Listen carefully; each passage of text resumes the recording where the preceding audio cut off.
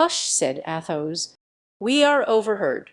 In truth, the walker, who, during the observations of the two friends, had passed and repassed behind them several times, stopped at the name of De Winter, but as his face betrayed no emotion at mention of this name, it might have been by chance he stood so still. "Gentlemen," said the man, who was young and pale, bowing with ease and courtesy, "pardon my curiosity, but I see you come from Paris, or, at least, that you are strangers at Boulogne." "We come from Paris." "Yes," replied Athos, with the same courtesy.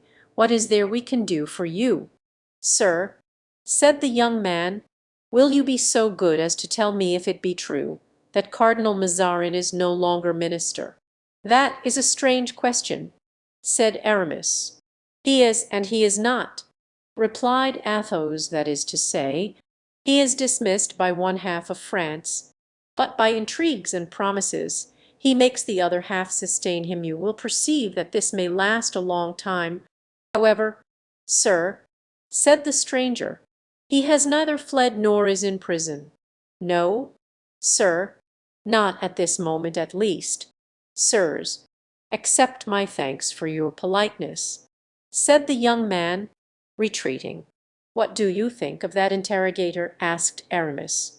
"I think he is either a dull provincial person or a spy in search of information, and you replied to him with that notion.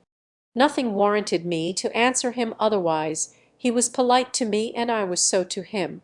But if he be a spy, what do you think a spy would be about here? We are not living in the time of Cardinal Richelieu, who would have closed the ports on bare suspicion. It matters not. You were wrong to reply to him as you did," continued Aramis, following with his eyes the young man, now vanishing behind the cliffs. "And you," said Athos, "you forget that you committed a very different kind of imprudence in pronouncing Lord de Winter's name. Did you not see that at that name the young man stopped? More reason, then, when he spoke to you, for sending him about his business." "A quarrel?" asked Athos. "And since when have you become afraid of a quarrel?" "I am always afraid of a quarrel when I am expected at any place, and when such a quarrel might possibly prevent my reaching it. Besides, let me own something to you. I am anxious to see that young man nearer." "And wherefore?" "Aramis, you will certainly laugh at me. You will say that I am always repeating the same thing. You will call me the most timorous of visionaries, but to whom do you see a resemblance in that young man?" "In beauty, or on the contrary?" asked Aramis, laughing. "In ugliness, in so far as a man can resemble a woman." "Ah, egad!" cried Aramis, "you set me thinking.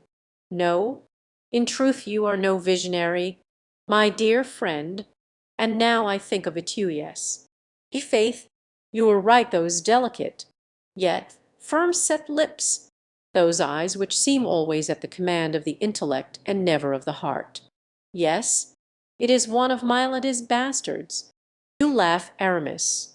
From habit, that is all. I swear to you, I like no better than yourself to meet that viper in my path.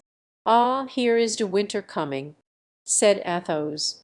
"Good, one thing now is only a wanting, and that is, that our grooms should not keep us waiting." "No," said Athos, "I see them about 20 paces behind my lord. I recognize Grimaud by his long legs and his determined slouch.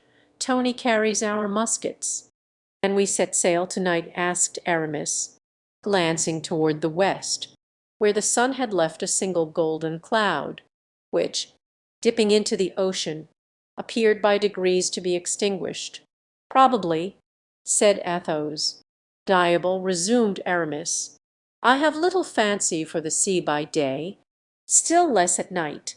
The sounds of wind and wave, the frightful movements of the vessel, I confess, I prefer the convent of Noisy." Athos smiled sadly, for it was evident that he was thinking of other things as he listened to his friend and moved toward De Winter. "What ails our friend?" said Aramis. "He resembles one of Dante's damned, whose neck Apollyon has dislocated, and who are ever looking at their heels, what the devil makes him glower thus behind him? When De Winter perceived them, in his turn he advanced toward them with surprising rapidity. "What is the matter, my lord?" said Athos, "and what puts you out of breath?" "Nothing," replied De Winter, "nothing. And yet in passing the heights it seemed to me," and he again turned round. Athos glanced at Aramis. "But let us go," continued De Winter. "Let us be off, the boat must be waiting for us, and there is our sloop at anchor, do you see it there? I wish I were on board already." And he looked back again.